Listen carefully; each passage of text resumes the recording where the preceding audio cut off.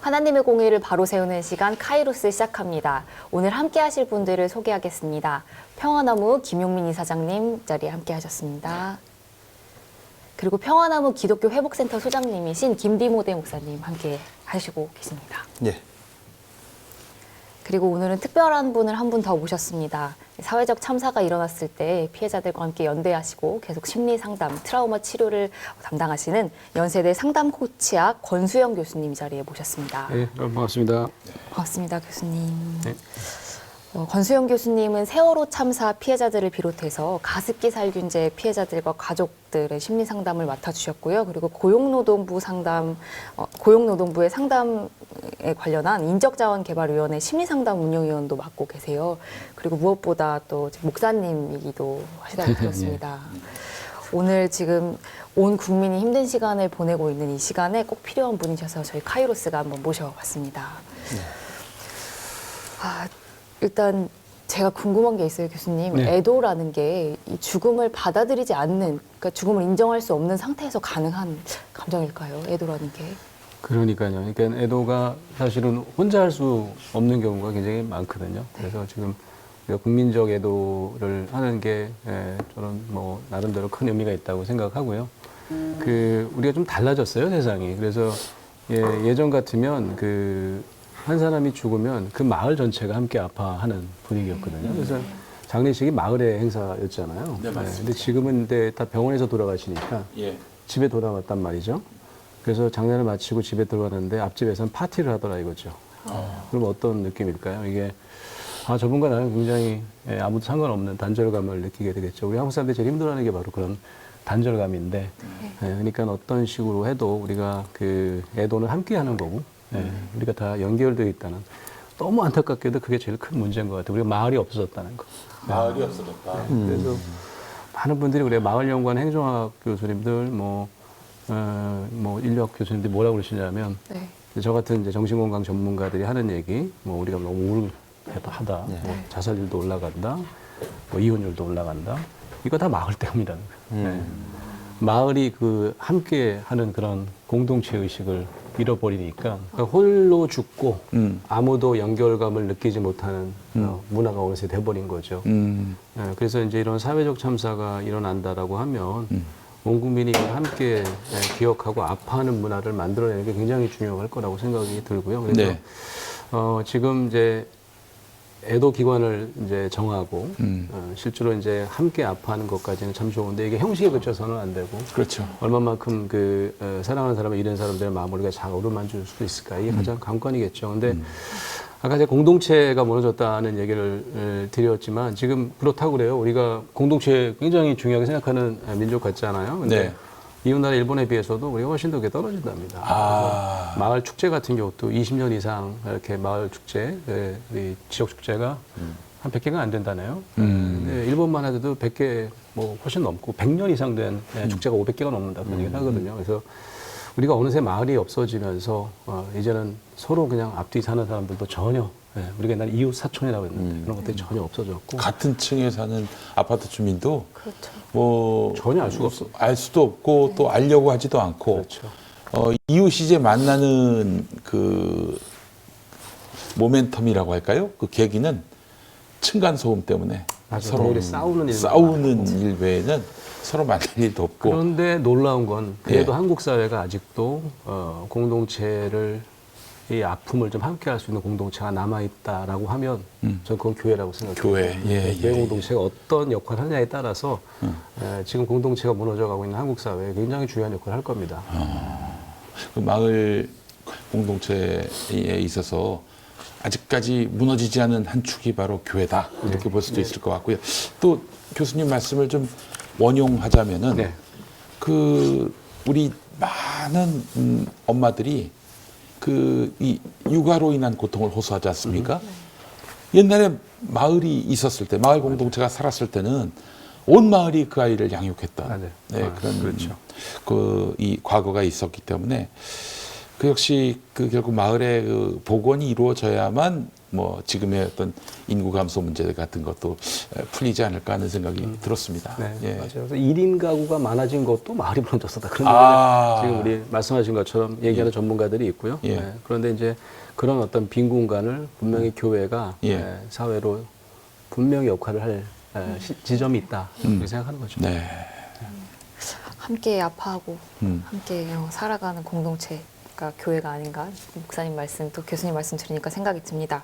근데 정부 차원에서 애도 기간을 선포했던 게 이번이 처음이 아니라고 해요. 네. 네. 목사님 두 번째라고 들었는데 언제 애도 기간이 선포가 됐었죠? 지난 이명박 정부 때 이 천안함 피격 사건 이후에 2010년 4월 25일서부터 그때는 5일이었습니다. 4월 29일까지였죠. 참사 발생 한 달 후에 애도 기간이 예. 공표가 됐던 거죠. 예. 네. 근데 이번엔 윤석열 정부가 이제 이태원 압사 그 참사 이후에 일주일 동안 10월 30일부터 11월 5일까지 일주일간을 선포했는데요. 근데 문제는 이 애도 기간을 선포한 이후에 10월 31일 날 이제 SBS 단독 보도에 의하면 경찰청이 극비 문서로 시민단체, 언론 그리고 여론 동향에 대한 정보를 수집한 내부 문건이 외부로 이제 유출돼서 언론에 보도가 됐죠. 그래서 이 내용을 보면은 문건에는 이제 진보 성향 단체들이 정부를 압박할 계획 그리고 정부 책임론이 부각될 조짐이라는 일종의 이제 보고서 형태의 이 보고서를 만들어서 이게 좀 논란이 되고 있는데요. 이 경찰이 차라리 이러한 열심과 노력을 가지고 사전 예방에 더 힘을 쏟아야지 정권 유지를 위해서 이런 정치적인 목적을 위해서 이렇게 사찰에 가까운 행위를 할 수 있느냐 이런 논란이 일고 있습니다. 그래서 저는 좀 교수님께 한번 여쭤보고 싶은 기간이 국가 애도 기간을 선포해놓고 뒤로 이제 이런 짓을 했단 말이죠. 예. 그러면서 좀 이 정부가 어떤 식으로 이제 분위기를 유도하려고 하느냐. 그리고 또 하나는 시민분들 중에서도 왜 놀러 가서 죽은 사람은 우리가 왜 애도를 참여해야 되냐 이런 식으로 좀 말하는 사람들이 있습니다. 그래서 이 국가 애도 기간에 대한 필요성과 그리고 사회적 참사를 대하는 이 시민 의식에 대해서 좀 한 말씀 부탁드리겠습니다. 저는 그 좀 전에 말씀하신 어떤 뭐 정치권이라든지 뭐 행정 당국에서 하는 뭐 일들이 정말 피해자들 또 보는 국민들의 눈살을 찌푸리고 애도의 반대 방향으로 가고 있는 거 정말 안타까운 일이고요. 그럼에도 불구하고 지금 이제 시민들이 저는 이제 미디어가 그런 거 더 많이 보여줬으면 좋겠어요. 이렇게 아무 상관 없는데 그 인터뷰를 해요. 여기 왜 오셨냐? 너무 마음이 아파서 왔다. 남의 일 같지 않아서 왔다. 혹시 뭐 지인이 피해를 입으셨습니까? 아니다. 그런 사람들이 온다는 거죠. 저는 그게 이제 우리 한국 사람이 갖고 있는 어떤 따뜻한 심성, 민도를 반영하는 거라고 생각하는데 맞습니다. 예. 근데 결국은 이 애도라는 게 개인의 공감 능력에 굉장히 중요하게 좌우되는 것 같아요. 그래서 저는 아직까지 뭐 아는 사람이 아닌데도 올 수 있다는 것 자체가 우리 한국 사람들이 함께 아파할 수 있는 능력이 분명히 있다고 생각하는데 그렇지 못한 사람들이 분명히 있는 거죠. 지금 말씀하신 것처럼 놀러 가서 죽은 사람을 우리가 케어해야 되느냐. 이건 제가 볼 때는 다른 것보다는 우리가 아까 마을 얘기도 했지만 이 공동체 의식, 우리가 연결되어 있다는 그 의식이 우리 강강수월래를 좋아하는 우리나라 민족이 지금 거의 다 잃어버렸다. 그러니까 저희 이제 공감 불감증에 지금 시달리고 있는 분들은 아니 이렇게까지 할 일이야? 이런 얘기를 하시는 거죠. 그게 너무 안타깝고요. 그래서 저는 분명히 우리가 전혀 바탕이 없는 민족이 아니라는 거. 그래서 이럴 때 오히려 더 뜨겁게 공감하고 연대의식을 보일 수 있는 저는 좋은 기회로 삼아야 된다 그런 생각을 합니다. 이게 뭐 정파적인 목적이겠죠. 자기들이 지지하는 정치 세력에게 이제 위기가 닥치면 안 된다 이런 판단 속에 책임을 당사자들한테 떠넘기는 건데 이런 인간들 중에 교회 다니는 사람들도 꽤 많습니다. 너무 이게 좀 충격적이고 좀 비탄한 일인데 뒤집어 얘기해서 이 교회에서 참사가 발생했어요. 사람들이 위로는 안 해주고 야 누가 그 교회 나가래? 누가 너 보고 기독교 신앙 가지라고 그랬어? 네가 나가놓고 왜 뭐 이렇게 남 탓을 하고 국가 탓을 해? 안 나갔으면 됐을 거 아니야? 이런 식으로 얘기한다면은 얼마나 기가 막히겠어요. 그러니까 국민의 안전과 생명을 지키는 것은 국가의 의무이기 때문에 이것이 만약에 훼손됐다 이런 가치가 훼손됐다면은 당연히 그 책임을 물을 수 있어야 합니다. 우리가 왜 국가와 지자체에 세금을 냅니까? 우리를 어려울 때 지켜달라고 그 차원에서 보내는 거 아니에요? 근데 그 일을 안 했다? 그런 책임을 물어야죠. 그 책임 묻는 걸 갖고 개인의 그런 허물로 돌리는 이런 것은 진짜 네, 입이 정말 하고 싶은 말이 많은데 이 정도로 하겠습니다. 이 진짜 역지사지의 심정으로 맞아요. 한번 이 상황을 보라고 점잖게 말하겠습니다. 이런 네. 구조에서는 그 사람들뿐만 아니라 그 일을 내가 당할 수 있다라는 걸 인지를 못하는 거죠. 저기 그게 뭐 공감 능력이 떨어졌다는 거고요. 그러니까 우리나라 사회가 어느 순간부터 잘잘못을 따지는 데 너무 익숙해져 있어요. 그러니까 우리가 그렇지 않았거든요. 성경에도 그런 말이 있지 않습니까? 그러니까 이 관계적으로 풀어야 되는 거예요. 그래서 단둘이 풀어야 되고, 뭐 두세 사람이 안 되면 모여서 또 풀고, 안 되면 공동체 알려서 결국 문제는 뭐냐면 관계를 깨지 말라는 거예요. 그렇죠. 그게 핵심인데 예. 우리는 일단 그냥 법으로 가. 누가 잘못했는지 따져봐. 그러니까 이제 이런 어떤 문화가 어느 순간에 그러다 보니까 우리가 따뜻하게 연결되어 있다는 느낌을 갖기가 어려운 거예요. 네 편, 나 편 가르는 게 굉장히 쉬워지고. 그러니까 이제 너무 양날의 칼입니다. 우리가 굉장히 관계를 중요하게 생각해서 연대의식을 중요하게 생각하는 것 같잖아요. 근데 끼리끼리 연대해요. 그러니까 사실은 공감이고 나발이고 없는 거예요. 일단 저쪽 편이면 이제 무조건 무너뜨려야지 내가 이기는 거고. 그렇지. 그러니까 이제 끼리끼리 연대주의가 사실은 저는 대한민국 역사에 딱 한 번밖에 없었던 것 같아요. 온 국민이 하나 된 거는 우리 한일 월드컵 때밖에 없어요. 그때는 정파고 나발이고 없어요. 전부 다 그냥 빨간 옷 입고 나와가지고 우리 레드 색깔을 되게 싫어하는데도 그 이후에는 우리가 다 연대하는 것 같지만 정말 놀랍게도 아까 말씀하신 것처럼 내 조직을 위해서 내 당파 이익을 위해서 뭉쳤지 우리가 정말 나랑 아무 상관없는 사람에게 마음을 이렇게 나눈 일들이 우리가 너무나 어렵다. 이거 반드시 회복해야 될 우리 민족이 정말 선진국이라고 하지만 이런 후진국 참사가 일어나는 일도 이런 어떤 기본이 무너졌기 때문이다 그런 생각을 합니다. 월드컵 때 그렇게 국민이 똘똘 뭉쳤던 것도 국가 공공에 대한 신뢰가 있었기 때문에 가능했던 게 아닌가 싶고요. 만약에 11월 말에 이제 월드컵인데 월드컵 때 거리 응원이 되겠습니까? 진보와 보수, 정치 지향이 다른 사람들끼리 한데 어우러져 가지고 응원할 수 있겠어요? 축구 팬인 우리 신민정 주목님 어떻게 생각하십니까? 저도 광화문에 나갔었는데요. 옆 사람과 싸우다가도 골 들어가면 같이 박수 치고 있더라고요. 그런 경험을 다시는 하기 어렵지 어려울 않을까 수도 있어요, 진짜. 생각해봅니다. 아까 관계가 중요하다, 관계적으로 풀어야 된다 이런 말씀 많이 하셨는데 지금 나라에서 행정안전부 공문으로 근조라고 써진 리본이 아닌 그냥 검은색 리본을 달아라라는 공문이 내려왔다고 해요. 그래서 저희가 오늘 근조를 달았습니다. 근조를 달았어요. 근데 조문하는 리본에 근조라는 단어를 빼고 검정 리본만 착용하는 것은 당신의 죽음이 안 됐기는 하지만 나와는 무관한 일이다라는 표식이다라고 고전 번역학자 박황희 교수님이겠죠? 이분이라는 분이 말씀을 하셨어요. 그러니까 우리가 관계가 그렇게 중요하다라고 하셨는데 근조라는 걸 빼버림으로써 우리 너가 안 됐긴 하지만 그게 나의 일은 아니다라고 우리가 뭔가 단절시키는 그런 그 상징이 된단 말이죠. 유가족들에게 더 가슴 아프고 더 상처가 되는 일일 것 같아요. 그 어떤 목적인지는 또 모르겠는데 그 중앙재난안전대책본부 회의에서 이 공무원들한테 이태원 참사를 참사라고 하지 말고 사고로 통일해라. 그리고 희생자라는 단어를 쓰지 말고 사망자라고 이렇게 하라. 그래서 분향소, 합동 분향소에도 이태원 사고 사망자라고 이렇게 해놨단 말이에요. 참사라는 단어에 그렇게 민감하게 왜 반응하는 건지. 그래서 일각에서는 이 예전에 박근혜 정부 때 세월호 참사에 대한 그 인식이 이거를 한번 사과하거나 그런 쪽으로 분위기가 몰아지게 되면은 마치 개인의 책임이 아니라 정부의 책임으로 이렇게 부각이 되기 때문에 이거에 대해서 본인들이 뭐 독박 쓸 수 있다. 이런 정서 때문에 그런 게 아닌가. 그러니까 집권 세력이 정치적으로 이 코너에 몰린다.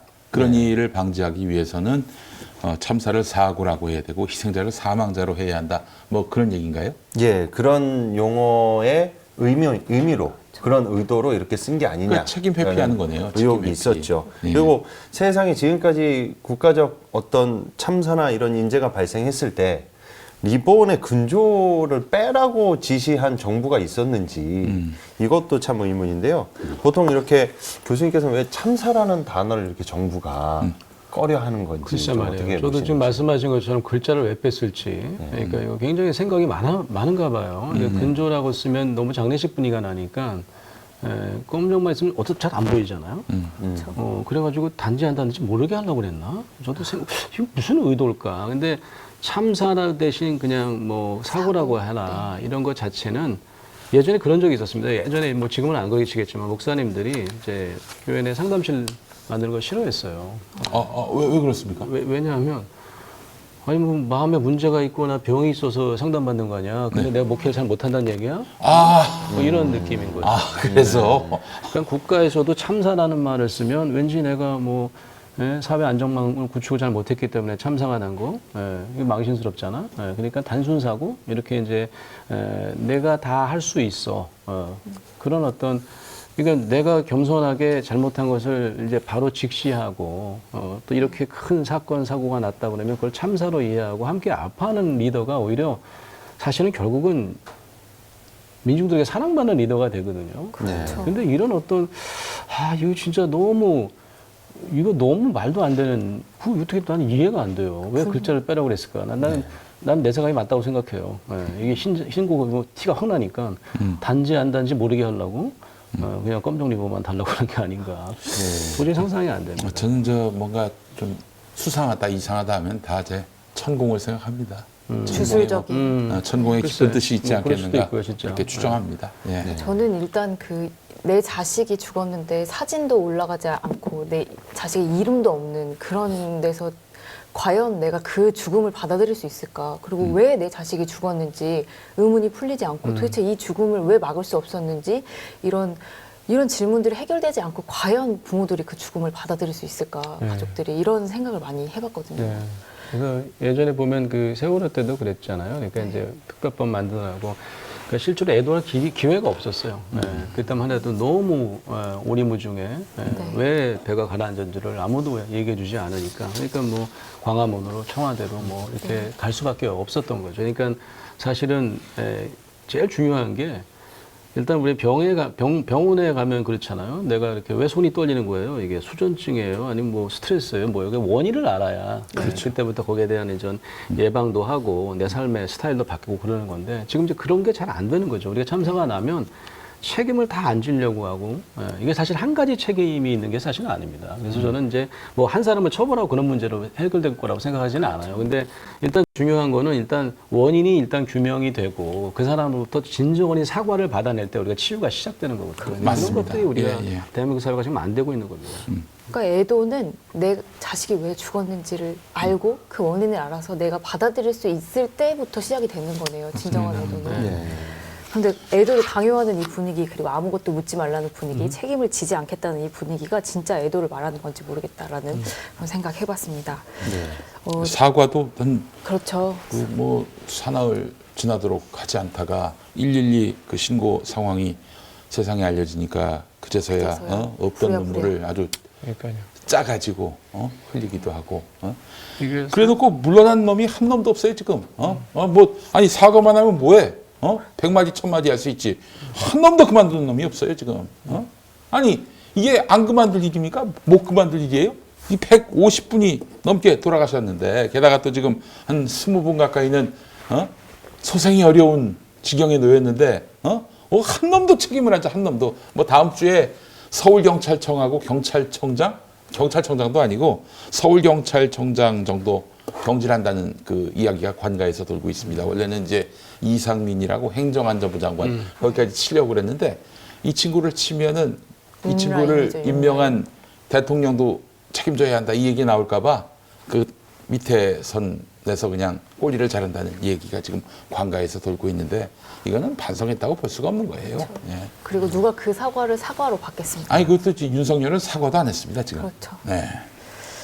그리고 지금 그 보도를 보면서 처음 초기 보도에 사진들이 자세하게 많이 나왔어요. 그래서 온 국민이 지금 저도 그 잔상이 가시질 않는데 그 자리에 계셨던 분들 살아남았지만 여전히 지옥 같은 시간을 보내고 계실 것 같아요. 우리가 이제 트라우마라는 이 말을 사용하게 된 지가 세월호 이후 그리고 그 이전에는 이렇게 많은 사람들이 트라우마라는 이야기를 못 썼는데 정확하게 참사 트라우마라는 거는 어떤 개념일까요? 예, 제가 워낙 뭐 트라우마에 관심도 많고 오랫동안 뭐 이 분야에서 상담을 해와서 제가 또 공교롭게도 이번 학기에 제가 박사 세미나가 트라우마 세미나였어요. 그 이제 첫 강의 제목이 뭐냐면 트라우마에 대한 일반적 오해와 새로운 이해 뭐 이런 거예요. 트라우마를 우리가 너무 오해합니다. 너무 자주 써요, 일단 트라우마란 말은. 너무 자주 쓰고 실제로 이런 사회적 참사가 일어났고 뭐 정신을 못 차리는 건 너무 당연한 거예요. 그래서 저는 전기 충격에 비유하거든요. 전기 충격을 전기 받잖아요. 충격과 비유. 그러면 한 48시간에는 몸에 전기가 아직도 흐르겠죠. 그런 상태에 있는 사람들이 많아요. 현장에 있었던 분들은 네. 아마 하루 이틀 동안은 내가 거기 있는 것 같이 막 몸이 부르르 떨리고 네. 그리고 막 되게 예민해지고 과각성 상태로 올라가고 막 그럽니다. 심지어는 우리가 대리 외상이라고 하는 건데요. 거기 안 있었어요. 근데 자꾸 우리가 이제 반복 시청하는 거죠. 특히 이제 TV에서는 이제 TV 틀면 가끔 나올 수는 있지만 이건 내가 항상 볼 수 있잖아요. 이 스마트폰으로는 좀 쉬지 않고 볼 수 있어서 이런 것도 마치 내가 현장에 있었던 것처럼 그다음부터 또 막 또 쇼크가 올 수 있어요. 그냥 자연스러운 거예요. 조물주가 우리를 만들 때 전기 충격이 있어도 저절로 빠져나가도록 만드셨어요. 한 일주일이 정도 지나잖아요. 일주일이 지나도 그 전기 충격이 아직도 남아 있습니다. 그래서 아직도 과각성 상태에 올라갔다가 또 확 돌아가서 좀 멍 때리기도 하고 정상이에요. 이게 약 먹어야 될 수준이 아닌 겁니다. 그래서 일주일 동안 우리가 정신이 없는 거, 애도 기간 동안에 내내 눈물 나는 거 정상이라고요. 제 여동생이 아니 제 매제가 오빠가 트라우마 전문 상담사인데 한번 상담 받아봐. 계속 눈물 하루 종일 눈물이 난다. 그래서 정상이라고. 그렇게 해야 되는 거예요. 눈물 흘려야 되는 거예요. 근데 눈물이 안 나는 사람이 이상한 거예요. 그 다음부터가 중요합니다. 한 달서부터는 회복 단계가 돼야 되는데 이 한 달서부터 회복 단계에서는 다른 사람의 역할이 되게 중요해요. 아까 우리 애도 말씀하셨는데 함께 애도하는 것, 그래서 내가 안전한 공간에 있다는 것, 이게 굉장히 중요합니다. 그러니까 대부분의 사람들은요, 내가 안전한 그 집안 분위기를 갖고 있어요. 그래서 사회적인 또 지지 기반이 굉장히 안전한 그런 공동체에 살고 있어요. 한 달 지나면 서서히 다 회복되게 돼 있습니다. 최소한 6개월 안에 다 정상으로 돌아오게 돼 있어요. 그게 이제 재통합되게 돼 있다고요. 그렇게 만드셨어요, 우리 몸을. 그런데 그 중에 이제 한 10%, 20%, 많아야 20%라고 얘기해요. 그런 분들은 정말 약 먹어야 될 정도로 소위 이제 PTSD라고 그러죠. 외상 후 스트레스 장애를 겪고 치료를 받아야 되는 다가 아닙니다. 그게 중요한 건 뭐냐면 이 사회가 되게 중요한 거예요. 이 사회가 굉장히 안전한 사회가 되어야 되는데 그걸 우리가 만들 수 있느냐, 이게 관건이에요. 저는 이번에 좀 안타까운 게 저도 뭐 세월호 유가족과 관련된 일도 해보고 했지만 이분들이 아직도 이런 사건이 그러면 또다시 트라우마가 막 재발되는 거죠. 왜냐하면 이제는 좀 그만일 줄 알았는데 아직까지도 우리 사회가 이렇게 안전을 무시하고 이런 식으로 대처한다고 그러면 아마 굉장히 힘들어지실 거라는 생각이 들어요. 그래서 무엇보다 사실은 우리가 애도하는 환경을 만든다는 것은 우리가 안전한 사회 그리고 정말 우리가 아픔을 나눌 수 있는 그런 사회를 만들어가는 게 되게 중요하다고 생각해요. 안전한 사회를 만들지 않고 회복을 말하고 애도를 말할 수 없겠네요. 그러면 이제 시민 사회가 안전한 사회를 만들어서 이 어떤 트라우마가 그 어느 과정 정상적인 과정으로 치료될 수 있게끔 하는 일을 맡아야 한다면 교회도 또 역할이 맞아요. 있을 것 같아요. 맞아요. 아까 맞아요. 공동체 교회가 말씀도 그런 하셨고. 일을 하기 더 용이한 공동체죠. 맞습니다. 예. 아까 말씀드린 것처럼 교회가 정말 남아있는 참 우리 사회를 섬길 수 있는 좋은 공동체인데 제가 세월호 때 말이죠. 세월호가 이제 그 단원고라고 하는 그 학교에서 뭐 굉장히 많은 학생들이 목숨을 잃었잖아요. 네. 그래서 제가 그 터진 주일날 그 단원고 바로 옆에 있는 명성감리교회를 찾아갔어요. 갔더니 거기 여러 7명의 아이가 거기도 희생되고 뭐 그랬던 교회인데 그 교회가 뭘 하기 시작하냐면 바로 단원고 옆에 있는 교회잖아요. 그래서 그 교회랑 그다음에 그 교회가 또 운영하는 선부 사회복지관이라고 사회복지관을 운영하고 있더라고요. 그 복지관과 또 이제 제가 그때 섬기고 있었던 연세대학교 상담 코칭 지원자들이랑 네.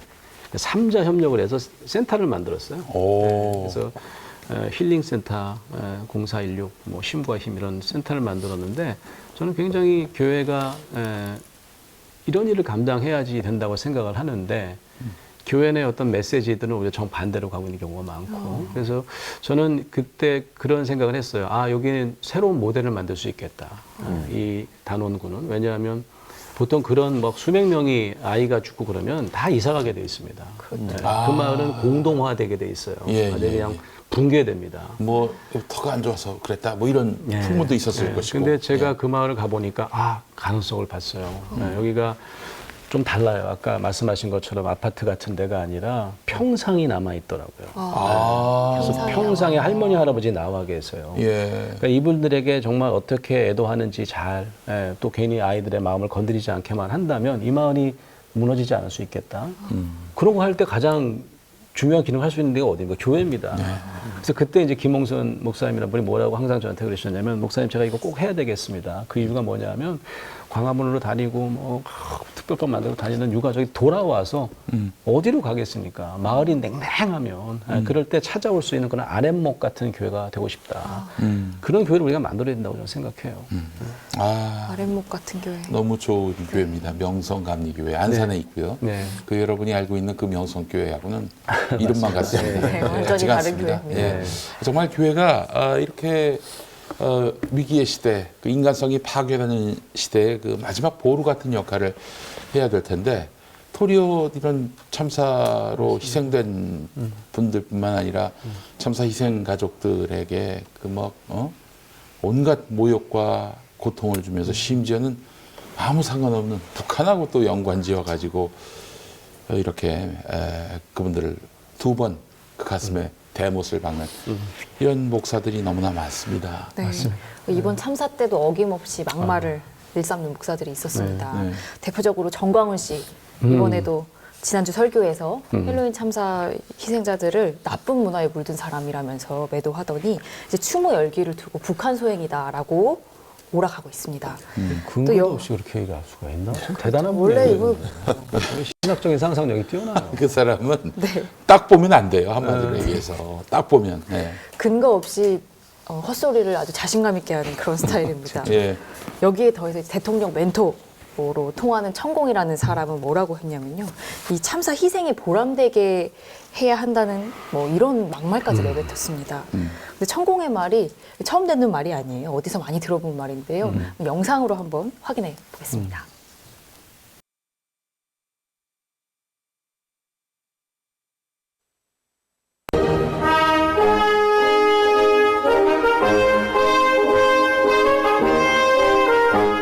드디어 좌빨들의 준동이 시작이 됐습니다.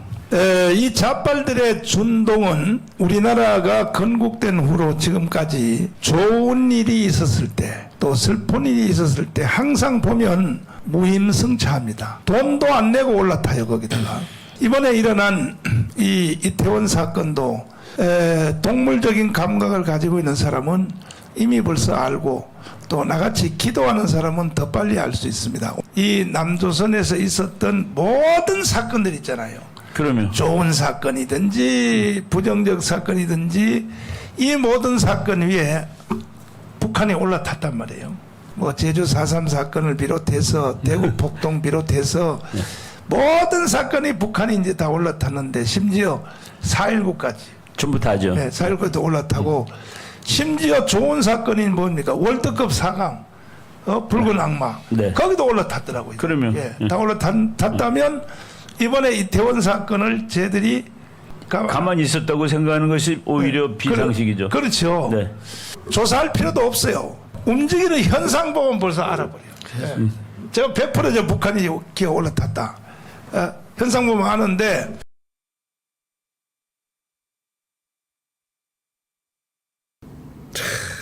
좋은 기회는 자꾸 줍니다. 우리 아이들은 희생을 해도 이래 큰 질량으로 희생을 해야지 세계가 우리를 돌아보게 돼 있어요. 이런 일이 지금 꾸며진다라는 거죠.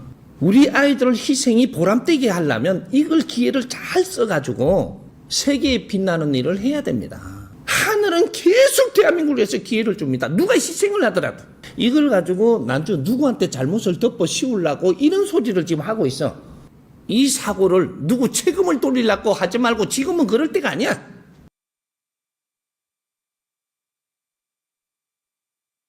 이번 세월호 참사를 보고 이 침몰을 보면서 저는 하나님이 고연히 이렇게 침몰시킨 게 아니에요. 나라를 침몰하려고 하니 하나님께서 대한민국 그래도 안 되니 이 어린 학생들, 이 꽃다운 애들을 침몰시키면서 국민들의 기회를 주는 거예요. 무슨 누구 책임 지금 이런 식으로 수습하지 말고 온 나라가 다시 한번 반성하고 애통해하고 눈물 흘리고 우리 잘못이라고 생각하고 모두 새로운 전기를 만들어야 되는 거예요.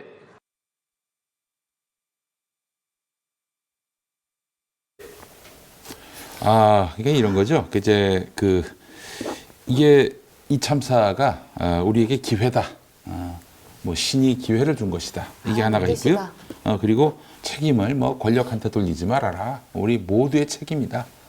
야, 이 메시지는 천공이 처음 한 게 아니라 지금으로부터 8년 전 세월호 참사 당시에 김모 목사라고 세습하신 김모 목사가 하신 말씀이기도 했습니다. 제가 20살 때 그 야외 수업을 하는데 봄이었어요. 벚꽃이 이렇게 흐드러지게 폈는데 야외 수업을 하다가 출석을 부를 때 갑자기 차가 뛰어들어서 그 자리에서 11명이 차에 깔렸어요. 한 명이 죽고 한 명은 병원에 한 3년간 넣어 있었는데 그 사건이 일어나자마자 이제 그 광장으로 다 모여서 막 하나님 뜻이 무엇이냐고 부르짖는 기도가 막 시작됐어요. 신학교였으니까요. 근데 저는 이 하나님 뜻이라는 이 말을 듣고 한 몇 달간을 받아들일 수가 없었어요. 제가 이 사고를 받아들이고 친구의 죽음을 받아들일 수 있었던 것은 오히려 인재다. 이건 인간들이 잘못해서 난 사고였다.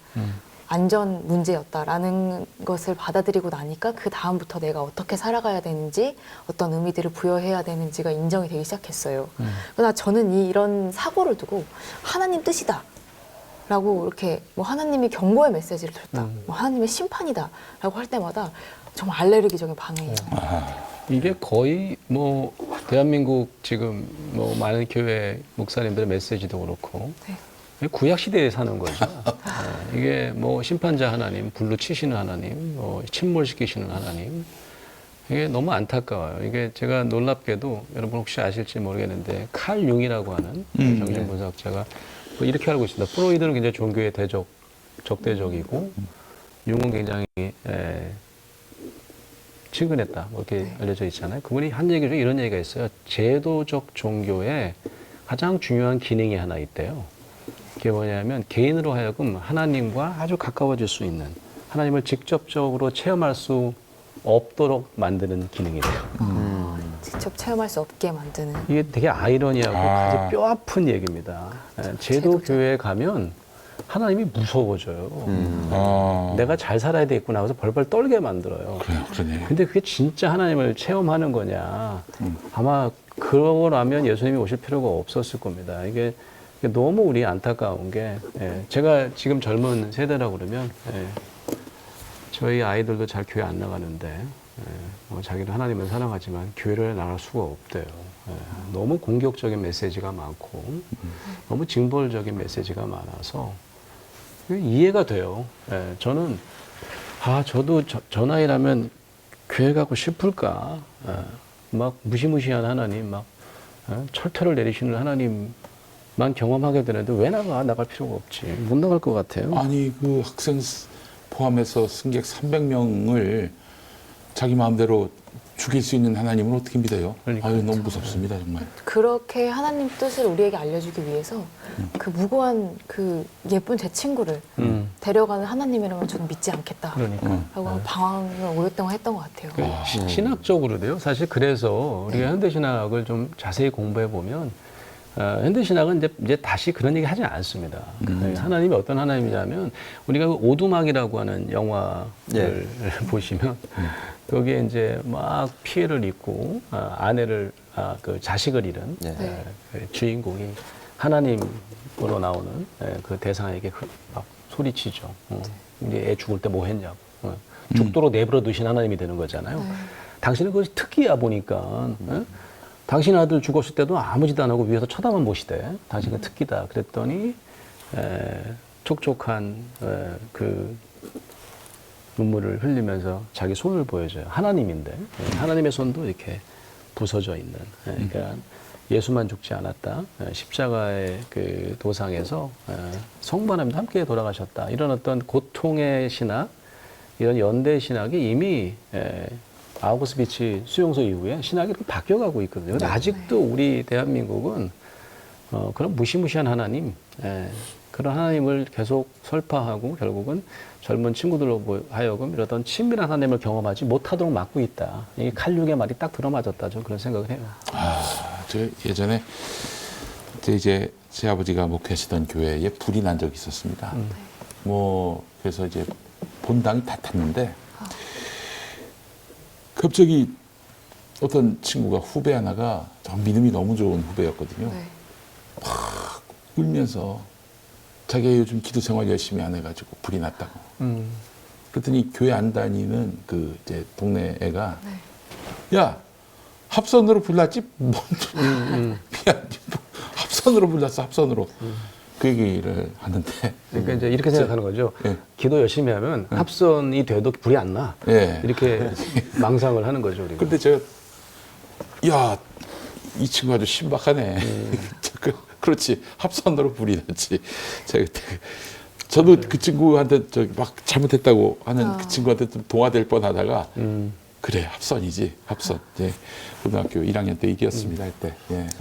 교회 안에서 그 얼마 전에 그 BBC 보도를 보니까 그 영상 중에 한 장면이 눈에 들어왔거든요. 그 심폐소생술을 계속 하는 거예요. 이미 그 시신이 돼 있는 그 20명을 달리한 친구한테 그러니까 옆에서 말리더라고요. 그러니까 그 현장에 있었던 사람들이 뭐 트라우마가 발생할 수도 있고 여러 문제가 발생할 수도 있는데 이 교회에서는 특히 이런 이 사회적 참사로 인해서 정신적 충격을 받은 사람들한테조차도 이 뭐 정신질환이라든지 뿐만 아니라 그 결이 같습니다. 뭐 PTSD인데 공황장애 그리고 이런 모든 것들을 영적 문제라고 보는 거예요. 그러면서 심신이 약하고 영이 약하니 이거를 그리고 네가 자꾸 그러한 슬픔에 사로잡혀 있으면 마귀가 주는 거다. 그러면서 이런 거를 기도하고 감사 찬양하고 항상 기뻐하라고 하지 않았냐. 그러면서 이러한 어떤 정신적 충격을 이 트라우마를 자꾸 이제 신앙적인 제의적 행위로 솔루션을 찾으라고 이렇게 목회자들이 얘기를 한단 말이죠. 그래서 이 지점에서 교회에서 주로 이런 그런 정신적 문제들, 충격들을 마귀가 주는 거다. 그리고 네가 믿음이 없어서 그런 거다. 이렇게 하시는 목회자들의 방법이 어떤 부분이 잘못된 것이고 어떤 것이 올바른 것인지 좀 말씀 부탁드립니다. 예전에 오래전에 지금 이제 말씀하신 정신적인 그러니까 뭐 성경에도 보면 뭐 예수님 시대도 그렇게 있었던 것 같아요, 그죠? 네. 그래서 뭐 귀신 들린 자를 이제 표현이 그런 식으로 나와요. 귀신 들린 자. 그러니까 요즘으로 따지면 그게 이제 정신장애를 겪는 사람들일 거라고 생각할 수 있는 거죠. 근데 여전히 이제 그걸 귀신 들린 자로 보는 거는 그 지금 이제 예전에 이런 것도 있었어요. 암이 걸렸는데요. 치료를 받아야 되는데 기도원에 들어가는 거죠. 기도하면 낫는다. 너무 안타까운 게 그 의술도 하나님 주신 건데 그런 거는 오히려 내팽개치고 굉장히 비과학적인 방법으로 이제 영적인 문제니까 기도로 해결해야 된다 얘기를 하는 건데 실제로 이제 그 정신건강의학에서는요, 그러니까 뭐 조현병이라든지 우리 흔히 얘기하는 이제 정신분열 이런 것도 한 80% 정도 이게 좀 유전에 기질적인 영향이 있다 그런 얘기를 하고 있어요. 그리고 뭐 조울증도 한 60~70%는 유전, 아버지, 어머니가 이런 경우가 되면 이제 그런 것들을 얘기를 하는데 제가 이제 공부하는 이제 가족 상담, 가족 치료가 시작하게 된 게 무조건 그냥 태어날 때부터 얘는 조현병으로 그냥 태어났구나 80% 이상 그렇게 생각하는 아이들을 연구를 하기 시작했더니 가정 환경이 굉장히 중요하더라는 겁니다. 가정 환경에서 어떻게 소통하느냐에 따라서 이게 이제 더 발병하기도 하고 더 강화되더라고 하는 거죠. 결국은 가족 내가 얼마나 안정적으로 이 아이를 잘 소통하느냐. 그러니까 예를 들면 아버지 말을 들으면 엄마한테 야단 맞고, 또 엄마한테 뭐 맞추면 또 아빠한테 야단 맞고, 그럼 이게 더 혼란스러울 수밖에 없게 되는 거죠. 그래서 실제로 어떤 질병이든지, 뭐 태어날 때부터 그렇게 태어나는 사람은 없어요. 결국은 어떤 환경에 자라냐에 따라서 더 아주 극심한 고통을 겪게 되는 경우가 많거든요. 이 지점에서 저는 교회가 할 수 있는 일이 있다고 생각해요. 환경의 우리 문제. 분야에서 가장 어렵다고 하는 게 뭐 트라우마도 굉장히 어려운, 고치기 어려운 그런 뭐 사회적인 또 뭐 심리적인 지원이 없으면 정말 회복하기 어려운 일이라고 하지만 중독도 그렇거든요. 중독 우리 치료하시는 우리 의사 선생님들이 다 중독은 어쨌든 제발해 뭐 이런 얘기를 할 정도로. 근데 모든 중독 전문가들이 하시는 말씀은 가장 좋은 방법은 공동체 치료래요. 이게 이제 자조 모임을 하고 예. 이게 서로 고통을 같이 겪는 사람들이 함께 모여서 서로 위로하고 자조 모임을 통해서 치유하는 거, 뭐 12단계 뭐 중독 같은 경우에는 다 교회 기반입니다. 외국 나가 보면요 다 교회 기반이고요. 정말 극심한 정말 뭐 집도 뭐 절도 다 날리고 가족까지 없어진 그런 사람들이 공동체를 모여서 공동체에서 회복되는 그런 일들이 굉장히 많다는 거죠. 그럴 때 어떤 역할을 하냐? 교회가 아주 중심적인 역할을 해요. 사회가 버린 오갈 데 없는 사람들이 모여서 치료하는 공동체를 만들어내는 것도 교회더라. 라고 하면 이게 영적인 질병이니까 기도해야 돼. 그래서 정말 반과학적으로 비과학적으로 그런 식으로 몰아가기보다는 오히려 정말 그 과학의 힘을 빌릴 건 과학의 힘을 빌리지만 여전히 공동체라든지 어떤 사회적 연대 이런 게 필요한 사람들에게는 교회가 그런 어떤 중요한 기반이 될 수 있다는 말씀 꼭 드리고 싶어요. 그러니까 하나님의 심판이다. 뭐 영적으로 약해서 그렇다라는 건 사실 신학의 부재고 더 맞습니다. 신학의 부재예요. 단순하게 말하면 무지하고 무식한 목회자들이 이런 하는 얘기를 거죠. 하면 그렇지만 예수님을 모르는 거예요. 예수님의 전복적인 목회를 모르시는 거예요. 그러니까 전복적인 목회라는 게 예수님이 거의 뭐 혁명가로 결국은 그때 종교 지도자들에게 정죄당하고 그렇게 십자가에 달려 돌아가신 거 아닙니까? 왜 그게 업사이드 다운을 했냐? 의인이 아니라는 거예요. 율법 잘 지키는 의인 종교 지도자가 아니라 난 죄인을 위해서 왔다. 그 죄인이요. 우리가 오해하는 게 죄인이 뭐 잘못하는 사람, 물건 훔친 사람이 아니에요. 그때 당시 죄인은 뭐냐면 그때 당시 종교법에 의해서 정죄당한 사람입니다. 정죄당한 사람들. 아니 너 병 나고 싶어서 났냐고. 나병 환자는 그냥 죽을 때까지 그 병이 떨어지지 않는 다음에는 그냥 죄인인 거예요. 뭐 이제 찍힌 저 사람. 본인이나 혹은 뭐 저희 조상이 뭐 큰 죄를 저질러 가지고 그 업보로 그 죄인이 된 맞아요. 사람들. 나와서 그냥 돌아다니다가 돌을 맞아도 괜찮은 거예요. 그런 사람을 예수는 먼저 난 그게 너무 참 은혜스러워요. 네. 이 가라사대 치료법이 있거든요. 예수님은. 예. 나으라 그러면 나아. 이 원격조 정도 돼요. 나으라 그러면 집에서 났어. 근데요, 나병 환자는 그렇게 고치지 않습니다. 나병 환자가 가장 큰 죄인이거든요. 정결법으로 해결이 안 되는. 제사장한테 가도 해결이 안 되는. 그런데 예수가 그에게 손을 대사. 손을 먼저 대요. 꼭 그럼 만지시죠. 내가 죄인 된 거예요. 만지면 안 돼요. 그런 다음에 나으라고 그래요. 깨끗해지라. 사실은 되게 전복적인 거거든요, 이게. 이거 이해하기가 어려운 겁니다. 그래서 사실은, 예수님의 사역은 아까 우리 육 얘기했지만, 율법에 매어서 보지 못하는 그런 무시무시한 하나님이 아니라 사랑의 하나님, 죄인을 먼저 안아주시고 손잡아 주시는 하나님을 만날 수 있도록 아이고. 그런 매개 역할을 하셨는데 그 예수를 우리가 전하지 못하고 있는 거죠, 한국교회. 너무너무 안타깝습니다. 네. 저는 이제 그 혈루병에 걸린 여인이 직접 사람들이 모여 있는 곳에 가서 사람들을 뚫고 가서 예수의 옷에 손을 댄 이 사건도 굉장히 감동이 됩니다. 사실은 아까도 교수님 말씀하셨지만은 세상에 사람들 앞에서 나타나면 돌 맞을 수도 있는데 그 두려움을 떨치고 예수한테 가서 손을 댐으로써 나의 그 병이 지워지고 또 죄인으로서의 어떤 그간의 낙인이 지워진다는 믿음, 그 믿음이 있었던 거 아니겠습니까? 예. 그게 참 큰 사건이었던 것 같습니다. 예. 예수님은 죄인으로 낙인 찍힌 사람들이 멍에를 벗기러 오셨는데 오늘 한국교회는 이 슬픔을 당하고 있는 사람들에게 죄인의 멍에를 씌우고 또 비정상이라는 낙인까지 찍어버리고 있어요. 거꾸로 가는 것 같습니다. 이 참사가 발생했을 때 상당히 좀 참담했던 지점이 뭐였냐면 제 뭐 지인들 포함해서 기독교인 분들이 이 교회에서 또 헛소리하지 않을까. 그게 그거를 가장- 또 우려스러워했는데 그거를 우려하고 있는 모습 자체가 참 비참한 거예요. 맞아요. 아니 교회에서 당연히 이런 참사, 사회적 참사가 발생하면은 함께 애도하고 돕고 유가족 편에 서서 이런 문제가 재발되지 않도록 힘을 실어주는 그런 행보를 지금껏 보여왔다면 아, 교회의 그런 시민의식과 사회적인 참여와 함께하는 모습이 더 많았다면 당연히 그런 걱정을 안 했겠죠. 근데 이런 참사가 딱 발생하자마자 SNS뿐만이 아니라 많은 분들이 우려하시는 게 이번 주에 또 우리 목사님이 이상한 소리 하지 않을까. 이번 주에 또 피해자들한테 상처 주는 대목 박는 설교 시간에 헛소리 하지 않을까. 그걸 걱정하고 있는 게 팽배했습니다. 네. 저희 제가 좀 여담처럼 한마디 좀 말씀드리자면은 제가 이제 섬기고 있는 벙커원 교회에 세월호 참사 전으로 정말 많은 그 이른바 보수 교회에 다니는 분들이 우리 교회로 이제 교회를 옮겼어요. 네. 설교를 더는 못 들어주겠다.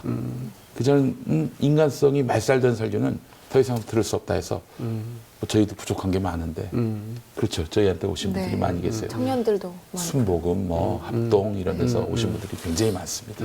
그러니까 비상식적인 메시지가 너무 많은 거죠. 그분들은 어머니, 아버지 때부터 그 교회를 다녔는데 그래서 정말 모태신앙인이고 아무리 뭐 이런저런 또 공부와 또 학습을 통해서도 그 기독교 신앙만은 지킬 법한 사람이었는데 그 교회에서 근데 그 교회를 스스로 이탈을 한 거예요. 예, 이거 보면서 야 정말 한국 교회는 내가 무슨 얘기를 떠들어도 교인들은 이탈하지 않을 것이다 이렇게 생각하면은 굉장히 곤란하겠다 이런 생각을 했었어요. 네. 그럼 제가 영화를 봤는데요. 하루라는 영화가 있었습니다. 이게 결혼할 사람이 갑자기 뺑소니를 당해서 죽게 되는 거예요. 근데 이 여자가 신앙인이어서 신앙으로 이걸 뭔가 혼자 풀어보겠다고 뭔가 피해자의 원통함은 전혀 해결되지 않았는데 가족들이 다 막 쓰러지고 그러는데 혼자서만 신앙으로 이걸 해결하겠다고 하면서 그렇게 피해 입은 사람들의 어떤 이 영상을 찍고 내가 용서했다라고 스스로 계속 정신승리하다가 결국에 이 사람을 죽인 피해자가 또 다른 사람을 죽이게 되면서 아 내가 잘못됐었구나라는 걸 깨닫게 되는 영화였어요. 근데 이게 지금 그러니까 그 피해자의 진짜 원통함을 풀어주어서 정말 제 자잘못을 가리고 그리고 책임자를 처벌하고 했더라면 두 번째 죽음은 일어나지 않았을 텐데라는 그 후회를 하는 그런 장면을 봤거든요.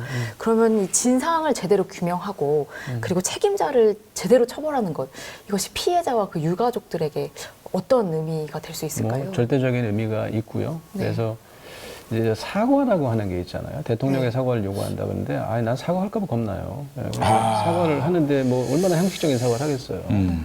사실 사과는 그런 게 아니에요. 이게 이제 상담에서도 사과를 많이 시키거든요. 이제 관계가 깨졌다 다시 회복시킬 때 사과를 시키잖아요. 내가 좀 때렸어. 미안해. 응? 아빠도 그때 좀 뭐 힘들었어. 미안해. 됐지? 나 사과했다. 이런 사과하면 어떠시겠어요? 그 2차가예요. 안 하는 게 좋아요. 사과는 어떤 거냐면 너 진짜 힘들었겠다.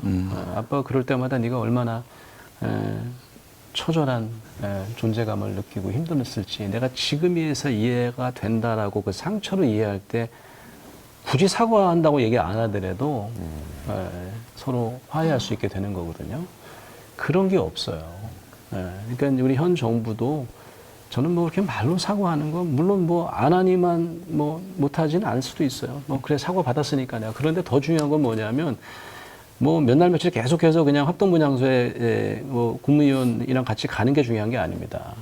실제로 유가족을 만나서 뜨겁게 같이 눈물 흘리고 그 생때 같은 아이가 죽었으니 얼마나 마음이 아프겠냐고 눈물 흘리는 그런 상처를 어루만지는 게 사과의 사실은 핵심이에요. 근데 그런 게 없다는 거죠. 대한민국 사회가 어느 순간부터는 그냥 말로 해결하려고 그러고 형식으로 해결하려고 그러고 이러다 보니까 진정한 치유가 일어나지 않는다는 생각을 자꾸 하게 되는 거죠. 그 사과하는 것도 예전에 박근혜 정부 때 사과했다가 탄핵당했다는 그런 정서가 글쎄, 그렇다고 저변에 해서. 깔려 있어가지고 웬만하면은 사과를 하면 안 된다. 사과하는 순간 그 책임을 져야 된다는 책임론이 부각된다. 그래서 알레르기 반응이 네. 있다. 그런 정서가 있는데요. 이번에 정부 합동 브리핑에서 이상민 그 행안부 장관이 한 발언이 또 논란이었습니다. 뭐라 그랬냐면 이태원에 예년과 비슷한 정도의 인파가 몰렸고 당시 서울 시내 곳곳에 여러 특히 이 촛불 집회를 겨냥하듯이 이렇게 얘기했습니다. 시위와 소요라고. 예, 시위와 소요가 있었고 그리고 이런 곳에 경찰 경비 병력이 분산된 바람에 병력을 미리 배치한다고 해도 해결될 수가 없었다라는 식으로 또 발언을 했고요. 그리고 더불어서 또 그 한덕수 국무총리는 외신 기자 브리핑에서 그 마이크 꺼진 것에 대해서 또 이건 또 누가 책임져야 되냐는 식으로 농담식으로 또 비아냥이지, 비아냥. 얘기를 했습니다. 그랬다가 아주 그냥 그 외신 기자회견을 안 한 것만 또 못한 게 돼버렸죠. 그리고 오세훈하고 또 서울시장 그리고 용산구청장은 처음에는 서울시가 개입된 행사가 없다고 주체가 아니다라는 식으로 얘기했다가 나중에 이제 그 디스커버 서울 패스 홍보 행사를 저 할로윈데이 관련해서 열었어요. 여기가 이제 서울시 산하 이제 서울관광재단이었습니다. 서울시 출연기관이죠. 예. 그래서 이태원 해밀턴 호텔 뒤편에서 홍보 부스를 설치해서 28일, 29일 오후 5시부터 8시까지 개최를 한 거예요. 그러니까 이러한 사실들이 초반에는 이제 감춰지고 또 녹취록도 경찰 신고 녹취가 또 6시부터 거의 계속 반복적으로 있었는데 이것을 사실상 묵살해 버렸죠. 그러니까 참사 4시간 전부터 11번의 신고가 있었는데 출동은 4번밖에 안 했다는 겁니다. 그래서 사고를 사실상 방치했고 그리고 경찰 내부에서도 할로윈을 앞두고 인력을 좀 증원해 달라는 요청이 있었다고 합니다. 근데 이것도 또 묵살했다는 거예요. 그러면서 사전에 충분히 대비하고 예방할 기회가 있었는데 이거는 완전 이 위에서부터 아래까지 모든 공무원, 정부 수반, 행정부 수반들이 똘똘 뭉쳐가지고 자신들이 어떠한 이런 참사에 대한 행위에 책임을 질 필요가 없다라는 식으로 전부 회피성 발언을 했다가 이러한 증거들이 속속 나오니까 그제서야 걸려서 사과하는 모습을 보였다는 겁니다. 그래서 저는 개인적으로는 이 사람들은 외신의 압박이 없었고 경찰 녹취록이 공개되지 않고 그리고 경찰 내부 문건이 언론을 통해서 보도가 되지 않았으면은 절대로 사과했을 사람들이 아니다. 끝까지 책임 회피했을 것이다. 그리고 경찰 그 내부 문건에 그 사찰 비슷하게 했던 제가 그 문건을 보고 좀 깜짝 놀랐던 게 제가 아는 그 목사님들 채팅방에 들어가 있는 신부님, 목사님 4분이 거기 다 들어가 계세요. 그래서 그분들이 동시에 다 보신 겁니다. 그래서 이거 문제 제기를 했는데 중요한 건 뭐냐. 뒤로는 오히려 이런 사찰 비슷한 시민단체 탐문을 하고 있었다는 겁니다. 이 사태가 나서 이 사단이 난 이 와중에 말입니다. 그러니까 이러한 도저히 상식적으로 납득할 수 없는 이러다가 정말 압사사고가 나서 대참사가 일어나면 이게 걷잡을 수 없게 될 텐데 왜 이런 말도 안 되는 짓을 했지? 라는 이제 의문들이 나오는 거죠. 그럼 이러한 모습들을 그 누구보다도 가족분들과 현장에 있는 분들이 봤을 때 그렇죠. 이걸 어떻게 체감하고 어떻게 받아들였겠냐는 것이죠. 예. 그러니까 그 2차 가해라니까요. 그런 사과는 안 하니만 못하다니까. 그렇죠. 더 2차 열받는 가해, 거죠. 2차. 그래서 우리 대한민국 사회가 말이죠. 진짜 똑똑한 사람이 많거든요.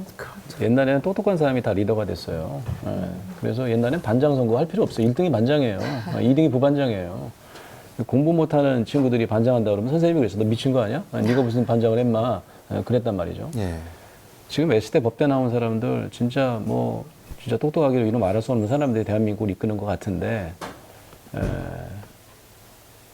가슴이 없어요. 가슴이요. 공감 능력이 너무 부족한 분들이 많아요.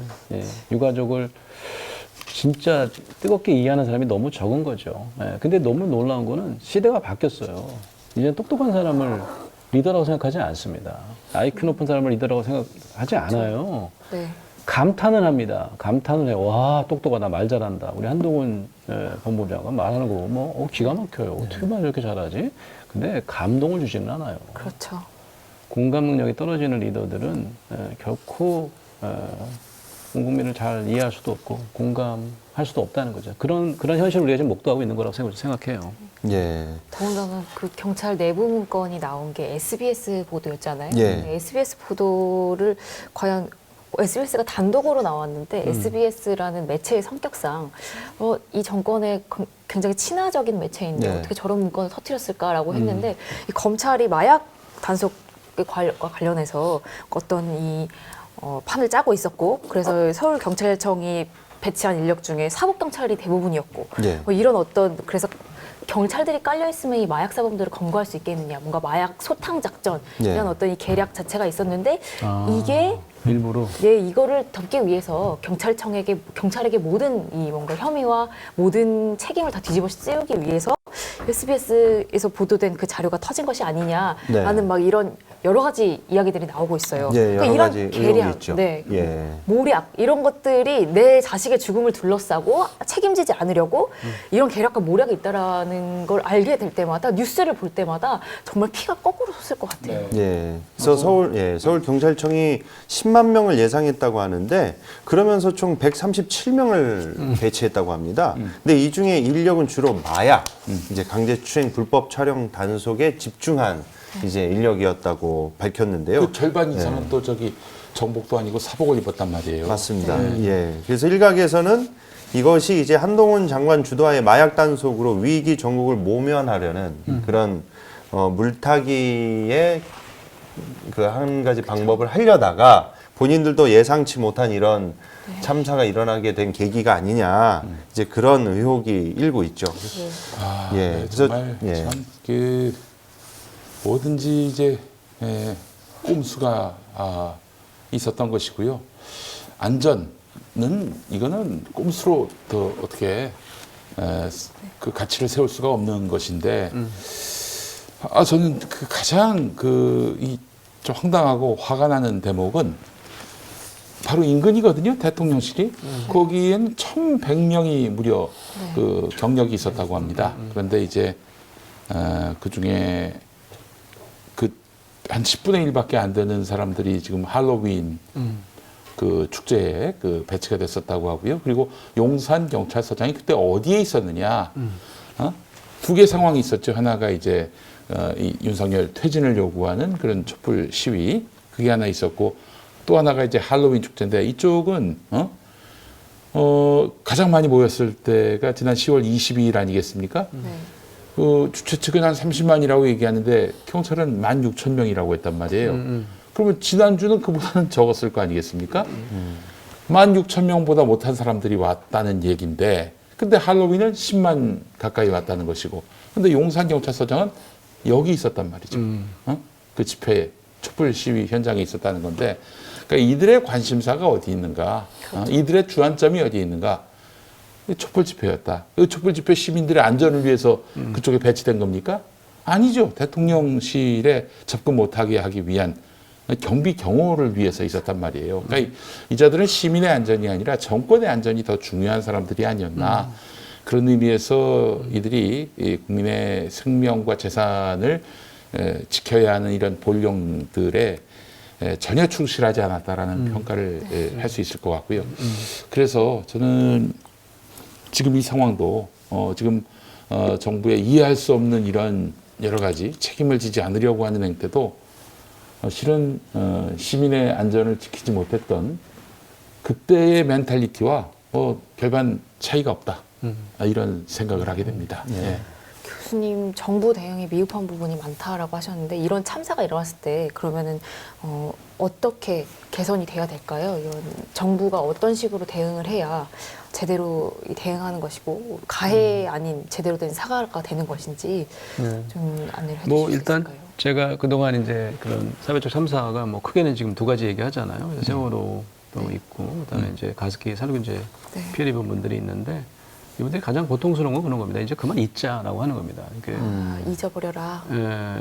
뭐 사회적으로도요. 아직도 그 얘기 뭐 이런 게 너무 강한데 너무너무 안타까운 거는 아까 말씀드린 것처럼 안전한 사회는 생명을 중시하는 사회는 이루어지지 않은 거죠.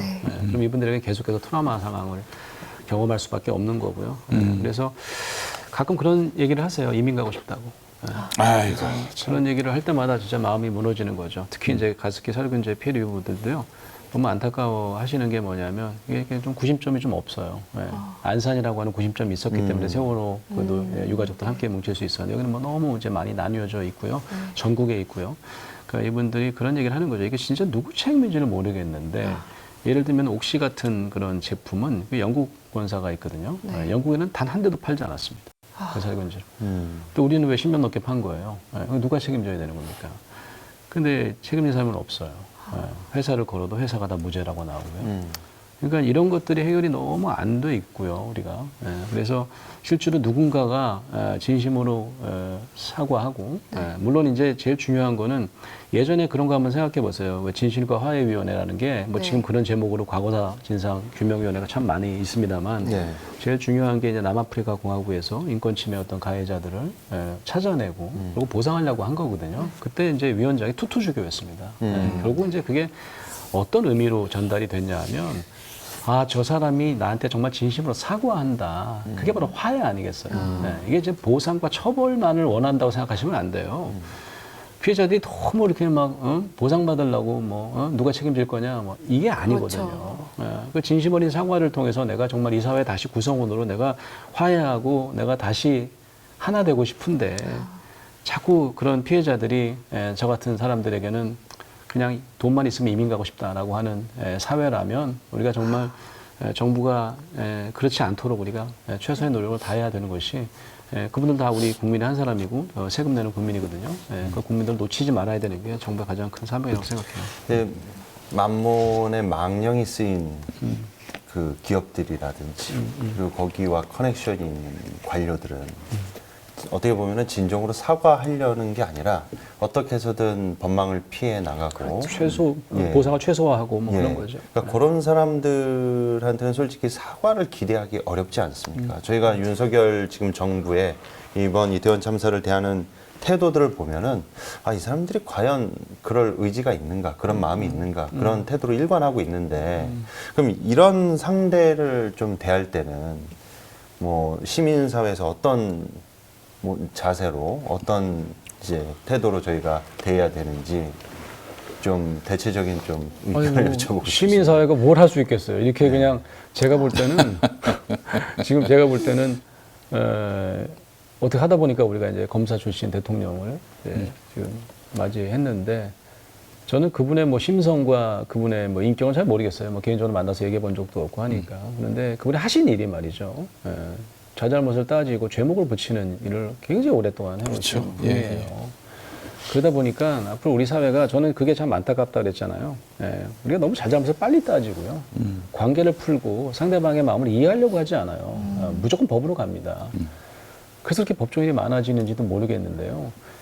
이 사회가 그러면 우리가 옛날에 미국 가서 그랬거든요. 제가 유학 시절에 미국 가서 미국은 뭐 꼭 하면 뭐 소송한다고 그러고 말이지. 뭐 풀라고 안 그래. 그게 우리가 다릅니다. 우리는 이런 식으로 살면 안 돼요. 미국이나 서구에서는요, 이 갈등이라는 게 뭐냐면 conflict이라고 그러잖아요. conflict.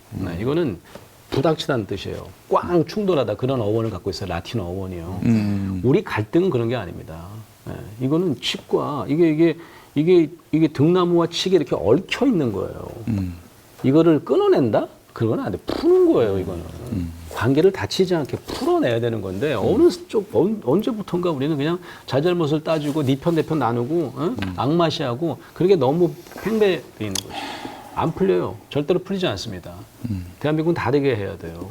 그럴 때 저는 기독교인들의 정말 새로운 사명이 필요하다고 생각하고, 이런 사회를 좀 바꿔내는데, 뭐 시민사회, 또 우리 종교 공동체 이런 데서 좀 더 역할을 했으면 좋겠다는 생각이 드는 거죠. 그 경찰의 그 기능이 4가지입니다. 뭐가 있냐면은 우리는 이제 흔히들 보험죄자 잡고 그렇게 해서 처벌하도록 이 단속하는 그 기능만 생각하죠. 그런 기능도 있습니다. 그게 바로 규제 기능이라고 규제 기능이라고 하는 것이고요. 그럼 나머지는 뭐냐? 네 가지 중에 그 규제 기능 말고 바로 보호 기능, 그리고 구원 기능, 그리고 직접 봉사 기능입니다. 예, 네 가지 기능 중에서 규제 기능은 뭐 네 가지 중에 하나일 뿐이에요.